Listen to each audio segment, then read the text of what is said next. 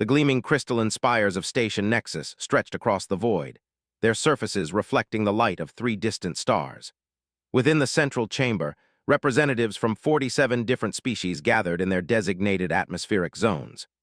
The air hummed with translation devices working overtime to convert the cacophony of clicks, whistles, and subsonic rumbles into something resembling coherent discussion.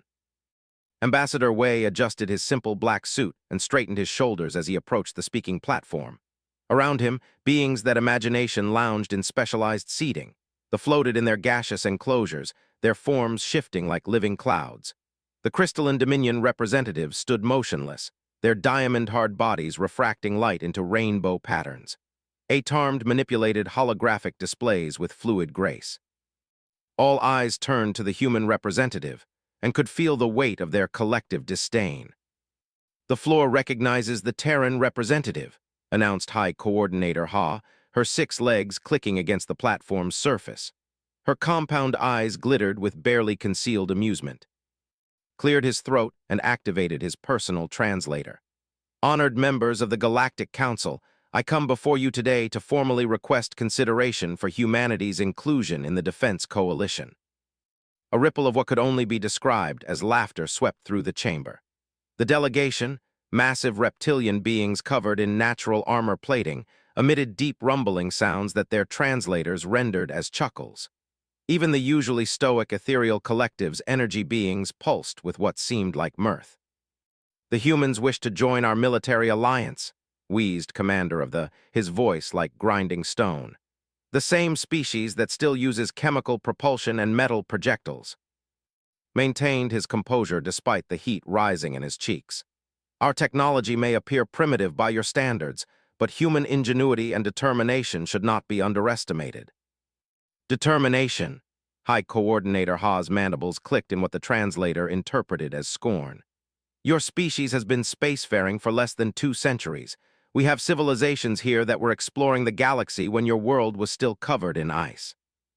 The representative, a swirling mass of purple and gold gases, spoke in harmonics that resonated through the chamber. "We have observed human military capabilities. Your largest vessels barely qualify as system defense craft by our standards. Your weapons are crude, your armor inadequate, and your tactical thinking is quaint." Felt his jaw clench, but he forced himself to remain diplomatic.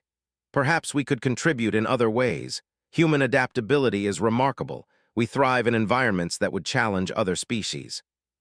"Adaptability?" The crystalline being's voice rang like struck chimes. "The Hydro Collective can survive in liquid methane. The Void Walkers exist in hard vacuum. The Thermal Alliance dwells within the corona of stars. What adaptation do humans possess that we lack?" "Desperation," said quietly, the word cutting through the chamber's noise like a blade. The laughter died instantly. "Desperation breeds innovation," continued, stepping closer to the central platform. "It drives us to find solutions where none seem to exist. It makes us fight when logic says we should surrender. It keeps us going when every rational calculation says we should quit." High Coordinator Ha leaned forward, her antennae twitching with interest despite herself. "An interesting philosophical position. However, desperation without capability is merely pathetic." The chamber erupted in renewed laughter now, watched as holographic displays materialized around him, showing comparative military statistics.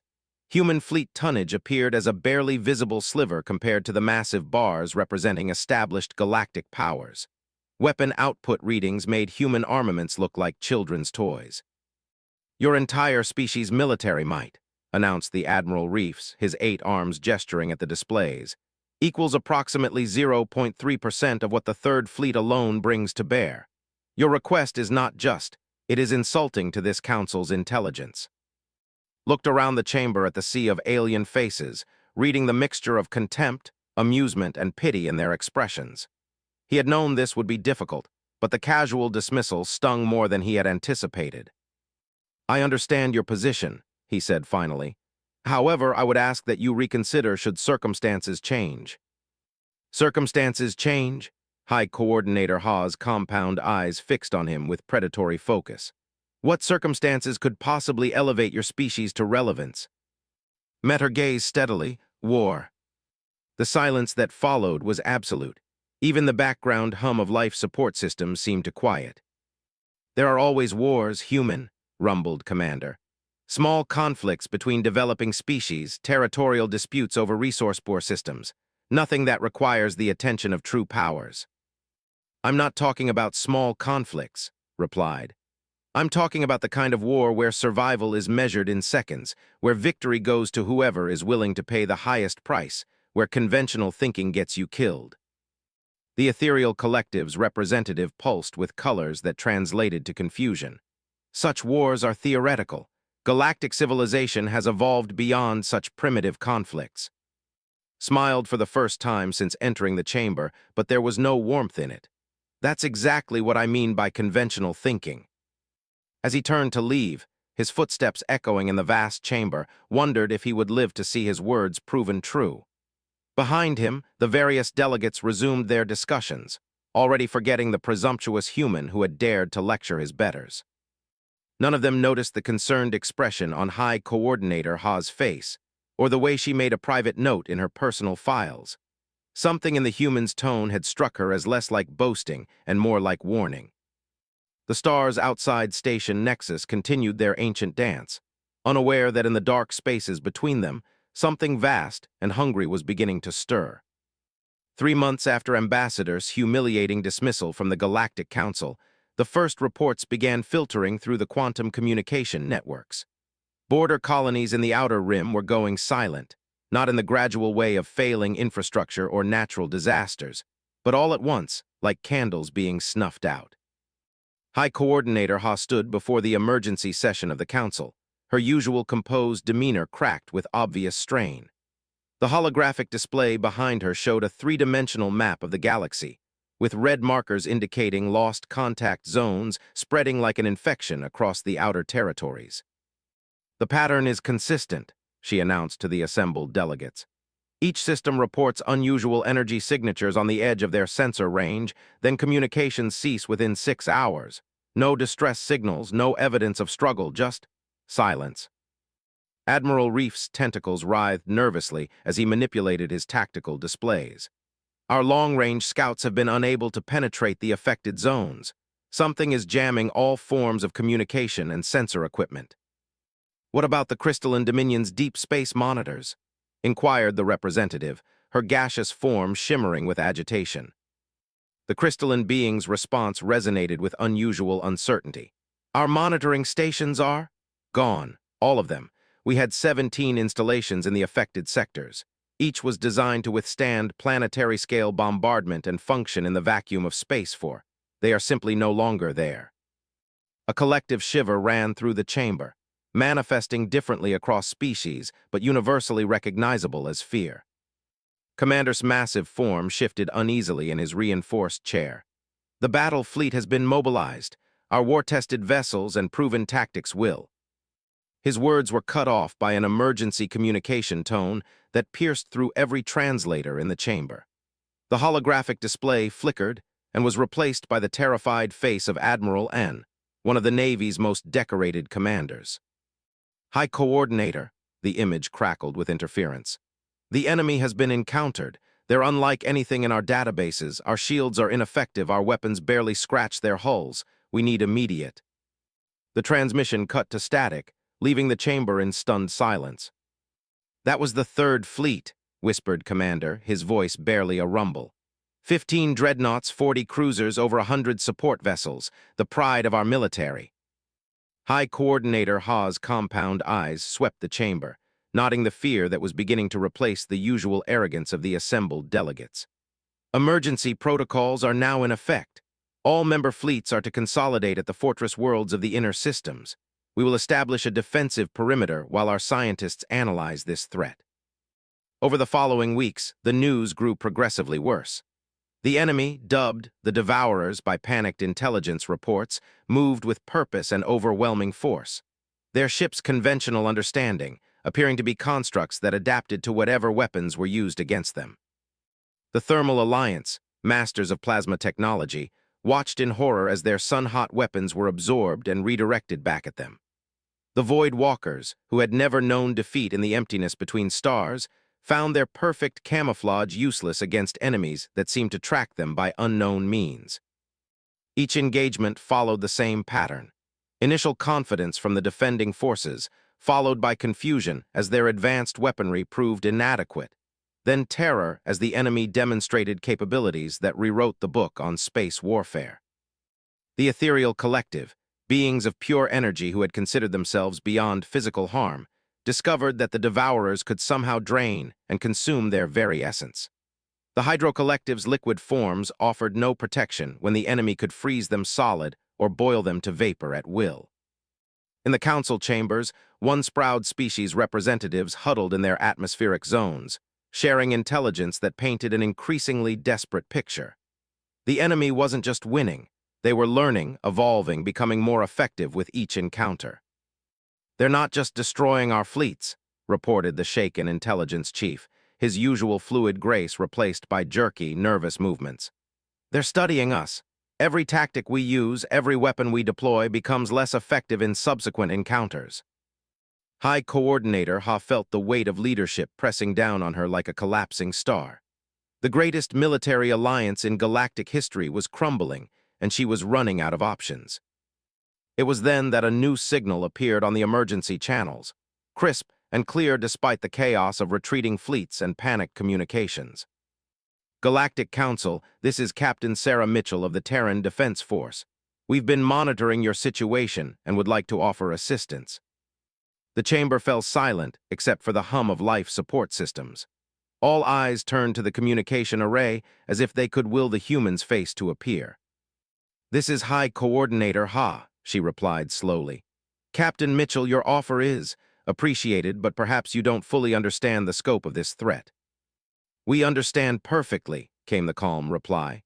"We've been tracking these entities for 6 months. They hit our outer colonies first before they reached your territories. We call them Ravagers, and we've learned quite a bit about fighting them." Commander leaned forward, his massive bulk creaking the reinforced platform. "Impossible. Our most advanced civilizations have been defeated. How could your primitive technology—" "Commander," Captain Mitchell's voice cut through his protests with steel beneath the politeness. "With respect, your advanced civilizations fought the way they always fight. Clean, efficient by the rules. These things don't play by any rules we recognize. They're not civilized, they're hungry."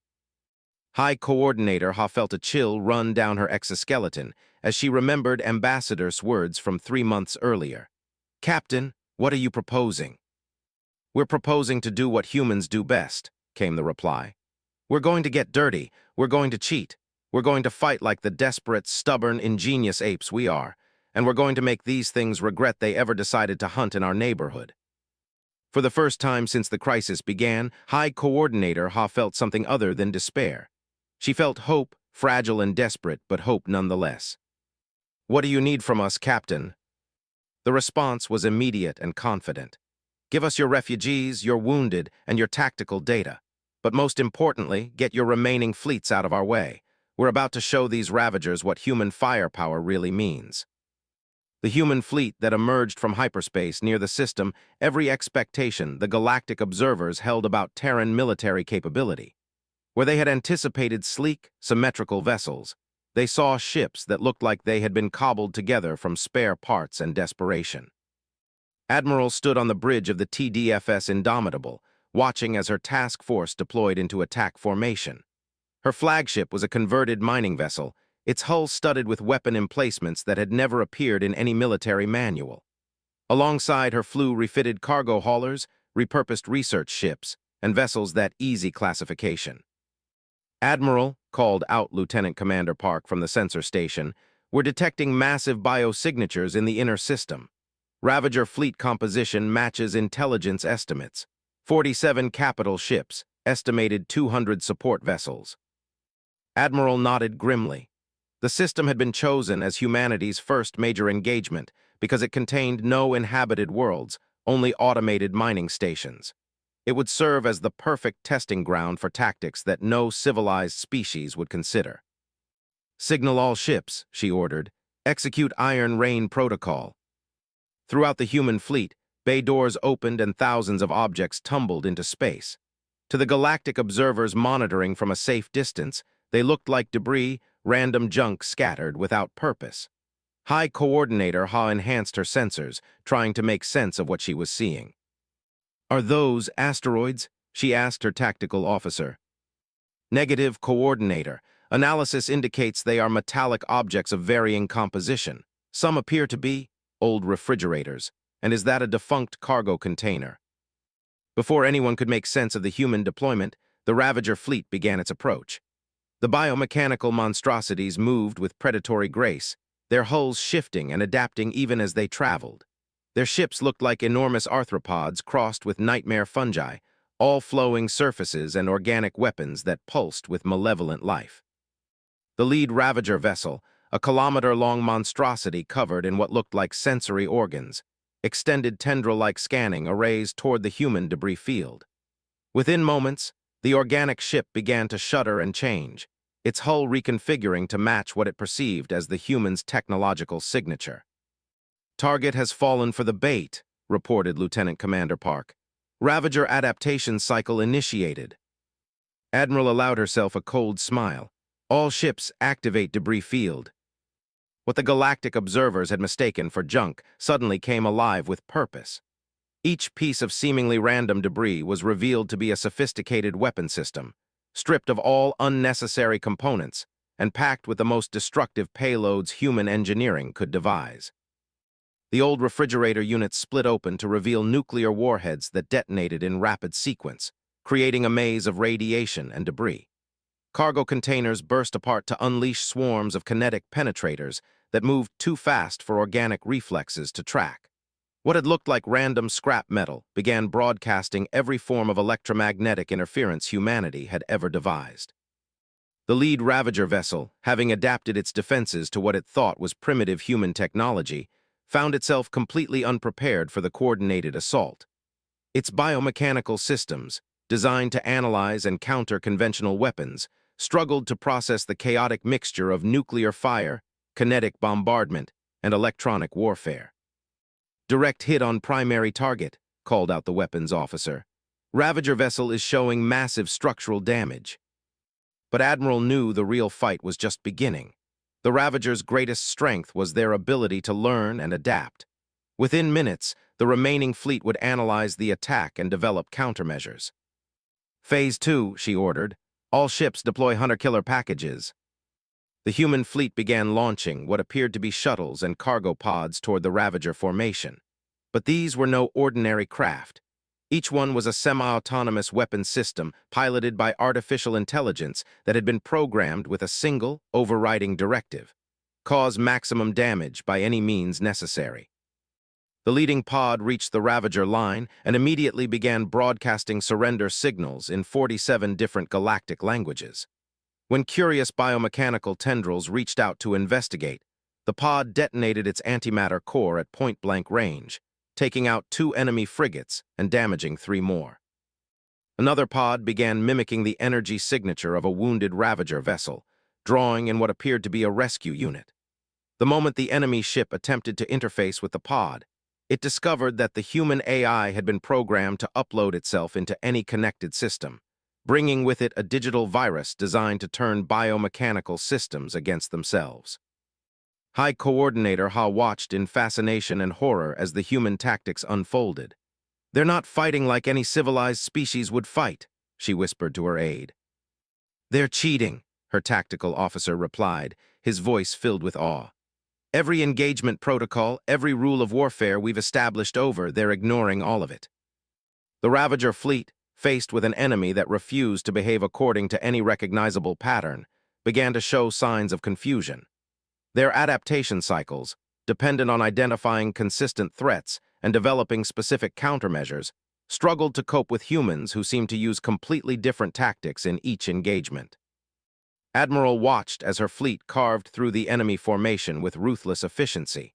Her ships took heavy damage, but they had been designed with the understanding that they would likely be destroyed in combat. Every vessel in her fleet was expendable. Every weapon system was designed for maximum immediate impact rather than long-term sustainability. "Admiral," reported the communications officer, "we're receiving a priority transmission from the Galactic Council fleet." "Put it through." High Coordinator Ha's voice filled the bridge, tense with disbelief. Admiral, your tactics are unprecedented. How are you achieving such effectiveness against an enemy that has defeated our most advanced civilizations? Admiral paused in her coordination of the battle to respond. Coordinator, your civilizations fight to minimize losses and preserve resources. They fight to win cleanly, efficiently, with minimal collateral damage. We fight to survive. When survival is the only goal, every option becomes acceptable. She gestured at her tactical display, where her fleet was systematically dismantling an enemy force 3 times their size. We're not trying to defeat them according to some noble code of warfare. We're trying to kill them all by any means necessary before they kill us. The transmission crackled with interference from the ongoing battle. But the cost? Your fleet is taking massive casualties. Yes, Admiral replied simply, but theirs is taking more. On the display, the last of the Ravager vessels was succumbing to a coordinated assault by suicide drones that had been disguised as escape pods. The biomechanical ship's attempts to adapt to the constant stream of new threats had pushed its systems beyond their limits, and it was beginning to tear itself apart. Engagement concluded, reported Lieutenant Commander Park. All enemy vessels destroyed or disabled. Our casualties stand at 67%. Admiral nodded as if she had expected nothing less. Signal the fleet. Phase 1 is complete. Begin recovery operations and prepare for Phase 2. The Ravagers now know we can hurt them. Time to teach them we can do much worse. In the observation ships, the galactic delegates sat in stunned silence, finally understanding what Ambassador had tried to tell them months earlier. Humanity's strength wasn't in their technology or their ships. It was in their willingness to pay any price, break any rule, and sacrifice everything to protect what they valued. The Ravagers had just learned the first lesson in fighting humans. There was no line they wouldn't cross, no sacrifice they wouldn't make, and no tactic they wouldn't use if it meant survival. Word of the human victory had spread through the galactic communication networks like wildfire. In council chambers, research stations, and fleet headquarters across known space, the impossible was being analyzed, dissected, and slowly accepted as reality. The humans, dismissed as primitives just months before, had accomplished what the combined might of galactic civilization could not. Ambassador found himself in an entirely different position during his second address to the Galactic Council. The same chamber that had mocked him now hung on his every word, the assembled delegates displaying the universal body language of beings who had been forced to their fundamental assumptions about the universe. The Ravager incursion into the system has been completely neutralized, reported, his voice carrying none of the defensiveness from his previous appearance. Admiral's task force eliminated 47 capital ships and over 200 support vessels with minimal collateral damage to system infrastructure.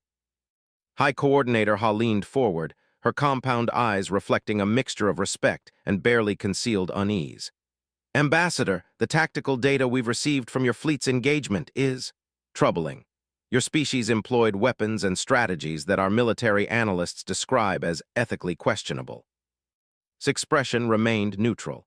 Coordinator, we employed weapons and strategies that were effective.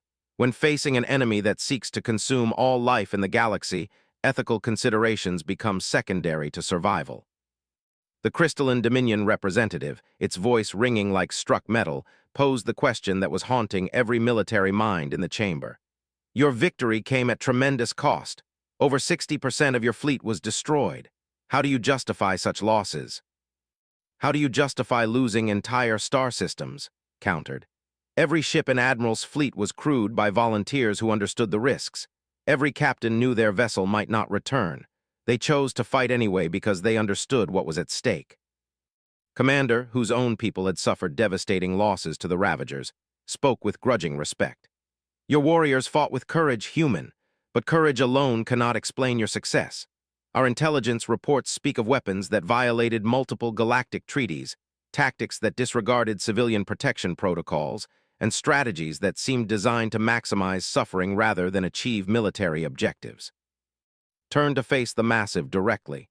Commander, with respect, your treaties and protocols were written by civilizations that had never faced extinction. They assume an enemy that shares your values, your restraint, your desire to minimize casualties. The Ravagers share none of these things. He activated a holographic display that showed the progression of Ravager attacks across the galaxy. This enemy doesn't take prisoners. It doesn't negotiate. It doesn't seek territory or resources in any way we understand. It seeks to consume everything it encounters, and it learns from every engagement to become more effective at that consumption. The ethereal collective's representative pulsed with agitated colors. But surely there must be limits to what methods are acceptable, even in the face of such a threat. "Tell me," said quietly, "what limits did the Ravagers observe when they consumed your research station at Helios Prime? What protocols did they follow when they absorbed the consciousness of 3,000 of your people?" The energy being's form flickered with what could only be interpreted as pain, and the chamber fell silent. Continued, his voice growing stronger. "Every species in this chamber has suffered losses because you fought the way you always fight. Clean, honorable, by rules that mean nothing to an enemy that views you as food. Humanity fights to win, regardless of the cost to ourselves." Admiral Reef's tentacles writhed with agitation as he accessed his tactical displays. "Your fleet's combat data shows weapons that adapt in real time to enemy countermeasures. Ships that function effectively even when suffering catastrophic damage. How is this possible with your supposed technological limitations?" Smiled for the first time during his address. "Our technology is primitive by your standards, Admiral, but our approach to warfare is not. We build redundancy into everything. We plan for total system failure. We design our weapons to function even when our ships are dying around them." He gestured to another display showing human ship schematics. "Your vessels are marvels of engineering, designed to operate at peak efficiency under optimal conditions. Our ships are designed to keep fighting when everything goes wrong. When your advanced systems fail, they fail completely. When our primitive systems fail, we fix them with spare parts and determination." High Coordinator Ha studied the human designs with growing understanding. "Your entire military doctrine is based on the assumption that your forces will suffer massive damage." "Because we always do," confirmed. "Humans have been fighting wars against superior enemies for our entire history. We've learned to win by being too stubborn to quit, too adaptable to predict, and too desperate to follow anyone else's rules." The representative's gaseous form shimmered with uncertainty. "But surely such tactics cannot be sustained.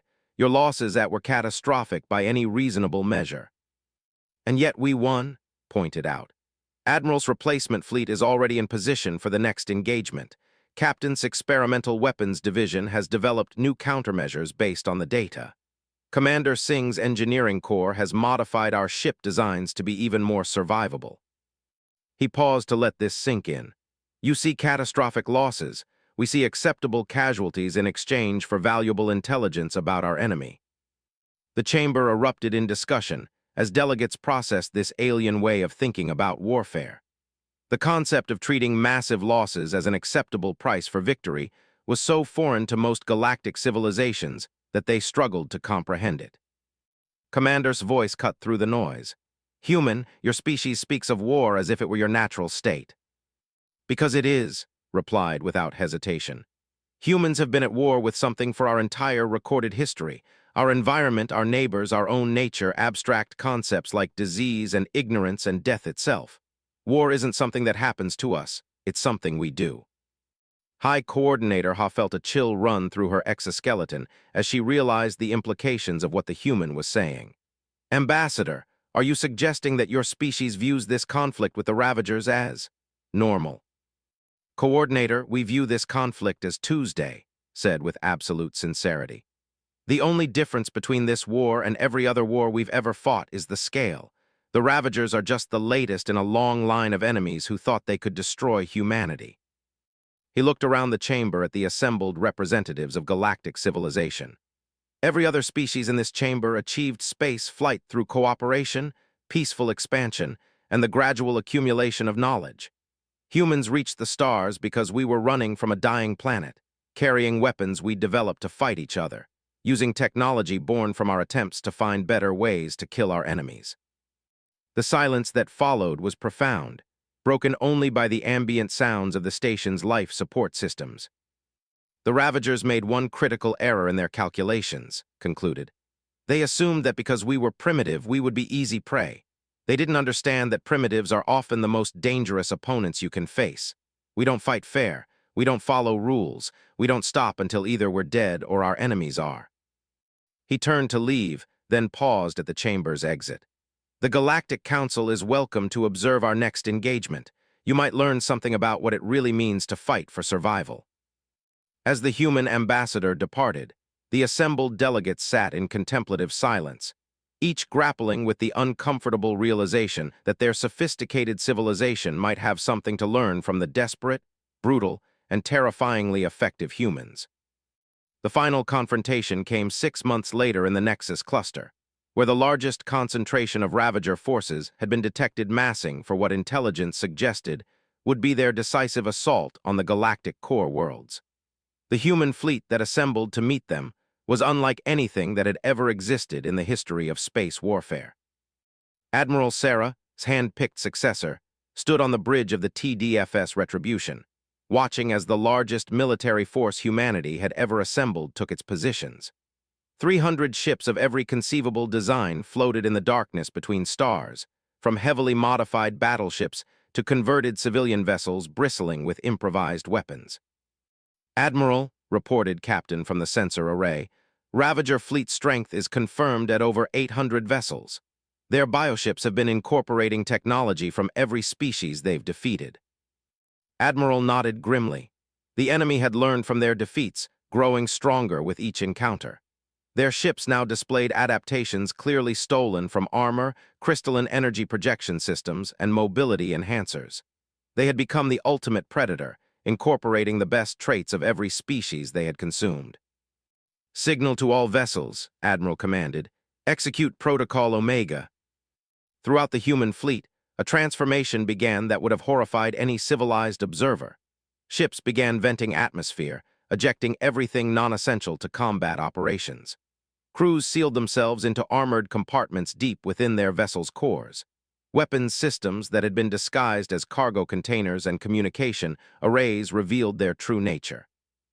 High Coordinator Ha, observing from a safe distance aboard a joint council fleet, watched in fascination as the human preparations unfolded. "What are they doing? They're disabling their own life support systems." Ambassador, now serving as military liaison, stood beside her with the calm expression of someone who had seen this before. "They're stripping away everything the Ravagers might target except the weapons and the will to use them. You can't disable a ship that's already half dead." The Ravager fleet approached with predatory confidence, their biomechanical vessels shifting and adapting as they prepared for battle.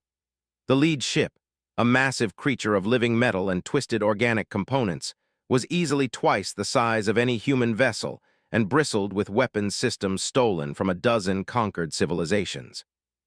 "Ravagers are deploying their adaptation matrices," reported Captain. "They're scanning our fleet composition and adjusting their defenses." Admiral smiled coldly. "Let them scan, signal all ships, deploy the ghosts." What appeared to be a cloud of metallic dust began spreading from the human fleet, billions of microscopic devices that had been designed for a single purpose: deception. Each particle was a sophisticated holographic projector that began creating false sensor readings, phantom ships, and impossible energy signatures. The Ravager's sensors, designed to analyze and adapt to enemy capabilities, were suddenly overwhelmed with contradictory data. Their biomechanical brains struggled to process targeting information for weapons that didn't exist, ships that appeared in multiple locations simultaneously, and energy signatures that violated known physics.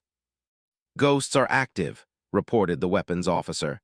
"Enemy targeting systems are showing massive degradation."